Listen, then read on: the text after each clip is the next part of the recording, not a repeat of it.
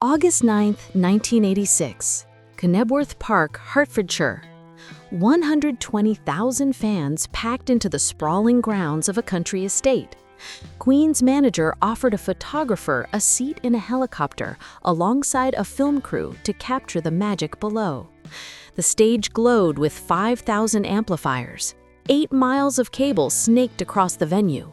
A 20-foot video screen towered over the crowd. Everything was ready for one of the biggest rock concerts in British history. But here's the thing that still haunts Queen fans today. Despite all that preparation, despite the film crew circling overhead, nobody actually pressed record. That's right, Freddie Mercury's final performance with Queen, witnessed by more people than any other UK show the band ever played, was never officially filmed. Years later, the owner of Knebworth Castle admitted it was one of the best Queen concerts he'd ever seen, but called it an oversight that nobody remembered to capture it on video. The audio was professionally recorded, sure, and some fans brought their own cameras, but the full concert in all its glory, with professional cameras and crew ready to go, lost to history. And that's just the first strange fact about a night that would mark the end of an era. The Knebworth show wasn't even supposed to happen. Queen had already booked 2 nights at Wembley Stadium for their Magic Tour, and both sold out instantly. The demand was so intense that promoters scrambled to add another date, and Knebworth Park became the venue. It was massive, remote, and could hold way more people than Wembley. The production team went all out. They built one of the largest stages ever constructed for a rock concert at that time, stretching 160 feet wide with walkways extending into the audience. The lighting rig alone weighed 5 tons and featured over 1,000 individual lights arranged in a giant crown shape. The sound system was so powerful that people in villages miles away would later complain about the noise. Queen pulled out every trick they had. The setlist ran through their greatest hits: One Vision, Tie Your Mother Down, Under Pressure, Bohemian Rhapsody, We Will Rock You, We're the Champions. Freddie wore his iconic yellow champion athletic vest for most of the show, then changed into a crown and robe for the finale. Designer Diana Mosley had created the royal costume specifically for this tour, and decades later, that very outfit would sell at a Sotheby's auction for a fortune. But on that night, it was just Freddie being Freddie, larger than life, commanding the stage like he owned it. What nobody in that crowd knew was that Freddie Mercury was likely already fighting for his life. While he wouldn't publicly confirm his diagnosis until the day before his death in 1991, evidence suggests he may have been infected with HIV as early as 1982. That's 4 years before Knebworth. There's a story about him visiting a doctor in New York back in '82 about a spot on his tongue, potentially an early symptom of what would eventually take him from us. By the time he stood on that stage in 1986, he almost certainly knew something was wrong. Yet he gave everything he had, hitting notes he hadn't attempted in years, commanding that massive crowd with the same energy that made Live Aid legendary just a year earlier. The performance itself was electric. During Radio Gaga, Freddie had the entire crowd clapping in unison, creating a moment that would become one of the most iconic images of the show, except it exists mainly in photographs and shaky fan footage. When he sang "Who Wants to Live Forever," the irony would only become clear years later. The lyrics about living forever, about time never being on our side, took on a haunting quality once everyone learned about his condition. He poured emotion into every line, and the crowd responded with the kind of love that only comes from witnessing something truly special. Then came the finale. After We Are the Champions, the band played God Save the Queen, as they always did to close out shows. Usually this was when they'd leave the stage, waving to the crowd as the music played. But Freddie stayed. He stood there, eyes closed, soaking it all in as the final notes echoed across the grounds. When the music stopped, he bowed deeply to the 120,000 people who had come to see him.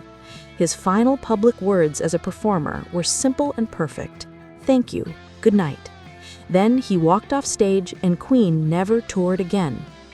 The aftermath is where things get even stranger. The band members have all talked about feeling like something was different that night. Roger Taylor remembered finding Freddie sitting alone in the dressing room after the show, looking exhausted but peaceful. Brian May mentioned they all sensed it might be the end of something, though none of them could have predicted how final it would be. After the Magic Tour wrapped, Queen decided to take a break from live performances. They'd tour again someday, they figured, except they never did. That break became permanent, and Knebworth became a legend by accident. 5 years later, on November 24, 1991, Freddie Mercury passed away at his home in Kensington. The official cause was pneumonia brought in by AIDS complications. He was 45 years old. Just one day before his death, he released a public statement finally confirming what the tabloids had been speculating for years. He had AIDS. That statement was the first time most of the world knew for certain. In his final hours, according to his partner Jim Hutton, Freddie seemed at peace. He had spent his last months recording as much music as he could, knowing time was running out. Songs like The Show Must Go On and Mother Love were recorded when he could barely stand, fueled by determination and vodka to get through the difficult vocal parts. The lack of official footage from Knebworth became one of rock music's greatest what-ifs. Queen's official channels have pieced together clips from fan recordings over the years, restoring the audio and syncing it to whatever video they could find. Radio Gaga and We Are the Champions exist in semi-official versions on YouTube, cobbled together from multiple sources. But the full concert, shot professionally with multiple camera angles and crisp video quality, it's just gone. Some reports claim a German film crew captured portions of the show, but if that footage exists, it's never surfaced publicly. The audio, thankfully, was professionally recorded on a multi-track system, so the sound quality is pristine, but watching Freddie's final performance means settling for grainy, shaky, audience-shot video that doesn't do justice to what was actually happening on that stage. There's something almost poetic about it, though. The fact that Freddie Mercury's last concert wasn't perfectly preserved makes it more mythical somehow. Everyone who is there has their own memory of what they saw. And without definitive footage to confirm or deny their recollections, those memories remain pure. The people who attended Knebworth don't need a video to remember how it felt when Freddie hit that high note in Bohemian Rhapsody, or the way the ground seemed to shake during We Will Rock You. They were there. They witnessed history. And now, almost 40 years later, they're among the only people who truly know what it was like. The crown and robe Freddie wore that night have become artifacts of rock history. When they went up for auction at Sotheby's in 2023 as part of a massive sale of Mercury's belongings, fans from around the world bid on pieces of his life. The yellow champion vest he wore during the main set, the costume jewelry, the personal items, all of it became a way for people to connect with a performer they never got to see live. The auction raised millions, proving that even decades after his death, Freddie Mercury's presence still captivates people who never even heard him sing in person. Queen released several posthumous albums featuring his final recordings. Made in Heaven, which came out in 1995, included songs he'd tracked in his last months. The album sold over 20 million copies worldwide, proving that his voice had lost none of its power. His last recording session happened in May 1991, just 6 months before he passed. He worked on A Winter's Tale, barely able to stand, but determined to leave behind everything he could. The band members later said they'd set up a schedule that gave Freddie regular breaks because they knew he was weakening, but he pushed through anyway, recording until he physically couldn't anymore. Today, Queen's Greatest Hits remains the best-selling album in UK history, and Freddie Mercury's voice continues to reach new generations through streaming platforms and YouTube. The Bohemian Rhapsody biopic introduced millions of younger fans to his story, though the film took creative liberties with the timeline. In reality, Freddie's final concert wasn't the dramatic, emotional farewell depicted in movies. It was just another show, another night of giving everything to the audience, another performance from a man who lived to be on stage. He didn't know it was the last time. None of them did. And maybe that's better. Maybe not knowing allowed him to just be Freddie one more time, without the weight of goodbye hanging over every note. But here's what makes the missing footage even more bizarre. Just 1 month earlier, Queen had performed 2 nights at Wembley Stadium, and both shows were professionally filmed with 15 cameras. The second night was released as Queen at Wembley, and it's now considered one of the greatest live concert recordings ever made. The band knew how to capture their performances. They had the budget, the crew, the expertise. So why, at their biggest show of the entire tour, did nobody think to do the same thing? Some say it was an oversight, others claim the band decided against it at the last minute. Roger Taylor mentioned in interviews that they flew back to London in a helicopter after the show, skipping the after-party entirely because they were exhausted. Maybe in the chaos of organizing such a massive event, someone just assumed someone else had handled the filming.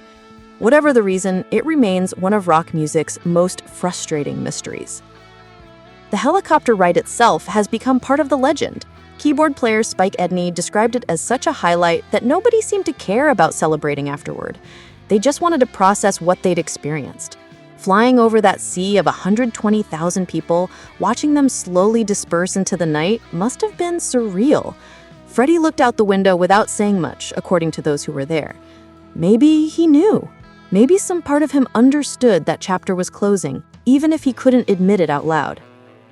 The contrast between Wembley and Knebworth tells you everything about how unpredictable life can be.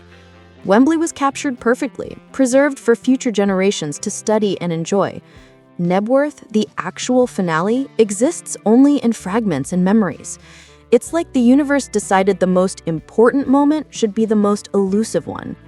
Fans have spent decades hunting down every scrap of footage, every photograph, every audio bootleg, trying to reconstruct history that night.